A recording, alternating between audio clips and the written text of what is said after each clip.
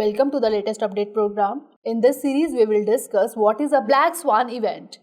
Recently, the article titled Capital Flows at Risk, India's Experience was published in the RBI's latest bulletin.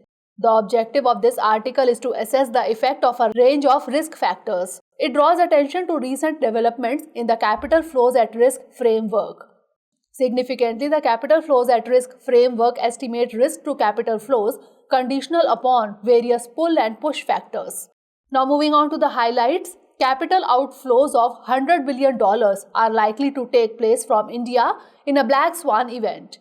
Global risk aversion is reflected in the volatility index, that is VIX, that drives capital outflows. 5% chance of portfolio outflows from India in response to a COVID-type contraction in real GDP growth or a GFC-type surge in the VIX. In a Black Swan event comprising a combination of shocks, potential portfolio outflows can rise to 7.7% of GDP.